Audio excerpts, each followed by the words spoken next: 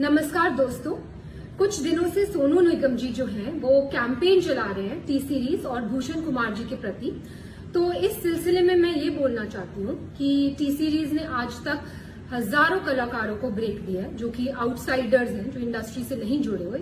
उसमें music directors हैं, singers हैं, लिरिसिस्ट हैं, एक्टर्स हैं, डायरेक्टर्स हैं।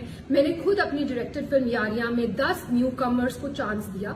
उसमें से 4 लोग, नेहा कक्कड़, रकुलप्रीत सिंह, हिमांश कोहली और कंपोजर आर को आज बड़े हो चुके हैं। और सोनू निगम जी से मैं ये पूछना चाहूंगी कि वो बोल रहे हैं कि इंडस्ट्री में टैलेंट को सही दिशा नहीं मिलती। तो सोनू जी, आप तो लेजेंड है, आप तो बहुत बड़े कलाकार है। आपने आज तक कितने लोगों को चांस दिया है?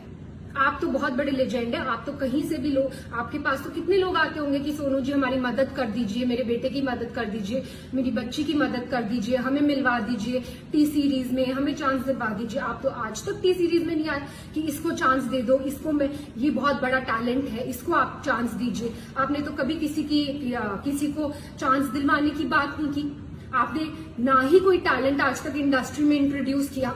तो एक बात मैं आपको बता दूं सोनू निगम जी कि सोशल मीडिया पे कैमरे के पीछे छुप के बोलना बहुत आसान है, पर आपने खुद ग्राउंड लेवल पे कितने टैलेंट को आगे बढ़ाया? किसी को भी नहीं। अपने सिवा, अपने आप को छोड़ के आपने किसी भी टैलेंट को इंडस्ट्री में चांस नहीं दिया। और आज आप हम पर ब्लेम कर रहे हैं कि हम लोगों को चांस नहीं देते, जबकि 97% लोग जो कि टी सीरीज में काम कर रहे हैं आज की डेट में, आप देख लीजिए, वो आउटसाइडर्स है, वो इंडस्ट्री किड्स नहीं है, उनका इंडस्ट्री से कोई भी लेना देना नहीं है। फिर भी हम उनको नए टैलेंट को ढूंढ रहे हैं और उनको चांस दे रहे हैं। दूसरी बात जो आपने बोली अपने वीडियो में, वो आपने ये बोली कि भूषण जी आपके पास आए और उन्होंने आपसे कहा कि भाई प्लीज मुझे बाला साहब ठाकरे से मिलवा दीजिए, प्लीज मुझे स्मिता ठाकरे से मिलवा दीजिए, प्लीज मुझे सहारा श्री से मिलवा दीजिए। मैं आप सबको ये बताना चाहती हूँ कि सोनू निगम जी खुद 5 रुपए में दिल्ली की रामलीला में गाना गाते थे। वहां से इनको स्पॉट किया गुलशन कुमार जी ने। उन्होंने इनका टैलेंट पहचाना, इनको टिकट्स दी फ्लाइट की, इनको बॉम्बे बुलाया और इनसे कहा गया कि बेटा मैं तुझे बहुत बड़ा कलाकार बनाऊंगा। आप बताइए सोनू निगम जी, आपसे ये बात कही गई कि नहीं कही गई कि आपको बहुत बड़ा कलाकार बनाएंगे? कही गई। और गुलशन जी ने आपकी इतनी एल्बम्स की, इतनी फिल्म्स की, आपको इतना इतना इतना ऊंचे मुकाम पे पहुंचाया। पर आपने क्या किया ये मैं अभी बताती हूँ। उससे पहले मैं अपने को शेरू को बुलाना चाहूंगी। ये शेरू है और ये शेरू, मैं तुमसे पूछना चाहती हूँ कि तुम कहाँ से हो? हाँ जी, मैं मधुबनी बिहार से हूँ। और तुम कितने साल से टी सीरीज में हो? मैं 1988 से मैं टी सीरीज में हूँ जी।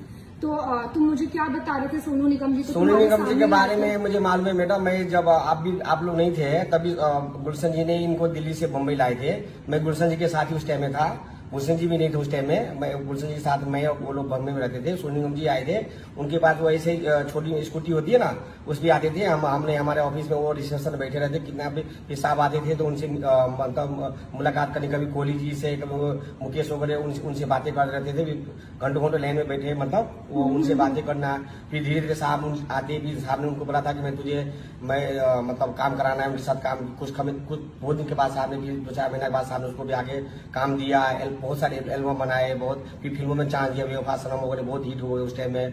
तो उनका बहुत बड़ा नाम बन गया। बहुत बड़ा नाम हो गया। मतलब जब से मतलब ये जो भी है आज, ये जो भी है सब गुलशन जी की वजह से ही है मेरे हिसाब से। हाँ जी। सोनू जी की आप जानते होंगे ये हमारे घर के कुक है और 88 से ये हमारे घर में।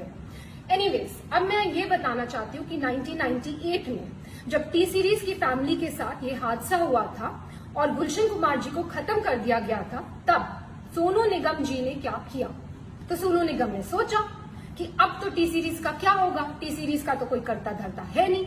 ननू यानी कि भूषण कुमार, जो कि गुलशन कुमार जी के बेटे हैं, वो तो सिर्फ 18 साल के हैं, उनको तो कुछ आता धोता है नहीं। वो तो खुद ही मेरे पास आके हेल्प कर रहे हैं, मांग रहे हैं कि भाई मुझे इससे मिलवा दो, मुझे इससे मिलवा दो। वो तो किसी को इंडस्ट्री में जानते नहीं है।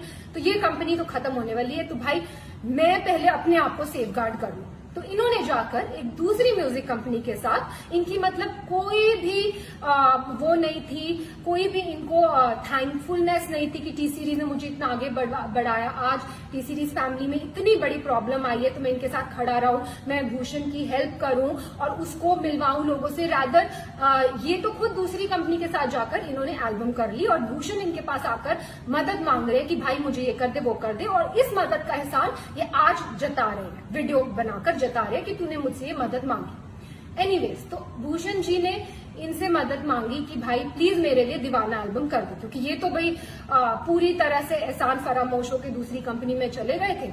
और इन्होंने जब अब इन्होंने एटीट्यूड दिखाया कि वो मेरे सामने आए, मुझसे मदद मांगे, और मदद इन्होंने करी भी और उसका भी एहसान जता रहे हैं, इन्होंने दीवाना एल्बम करी।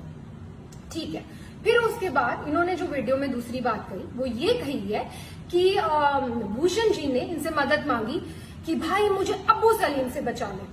अब मैं आपसे ये पूछना चाहती हूँ सोनू निगम जी कि अब्बू सलीम से बचाने के लिए भूषण जी आपके पास क्यों आए? प्लीज इस बात पे तहकीकात की जाए। क्या सोनू जी के रिश्ते थे अब्बू सलीम से? डेफिनेटली थे, तभी तो वो उनके पास मदद मांगने आए, और इन्होंने खुद अपने वीडियो में बोला है कि वो उनके पास मदद मांगने आए। नेक्स्ट चीज जो मैं ये बोलना चाहती हूँ कि सोनू जी ने बोला है कि भूषण जी पे एक लड़की ने आरोप लगाया मीटू का, और उसके बाद वो आरोप वापस ले लिया गया और भूषण जी ने माफिया की चाल चली, पर मीडिया को सब पता है, मतलब भूषण जी मीटू रेपिस्ट है, लेकिन ये बात माफिया ने दबा ली। अब मैं आपको ये बताना चाहती हूँ सोनू जी कि मीटू एक बहुत ही अच्छी मूवमेंट थी जो स्टार्ट की गई इसलिए ताकि सोसाइटी में जो ऐसे लोग हैं, जो बुरे लोग हैं, उनका सफाया हो सके। पर इस मूवमेंट का बहुत सारे ऐसे लोगों ने फायदा उठाया, पैसे ऐंठने के लिए, ब्लैकमेल करने के लिए, किसी को किसी से वेंजेंस है तो किसी लड़की के कंधे पे बंदूक रख के चलाने के लिए, और ऐसे ही हमें बहुत सारी ब्लैकमेलिंग कॉल्स आई मीटू के टाइम पर।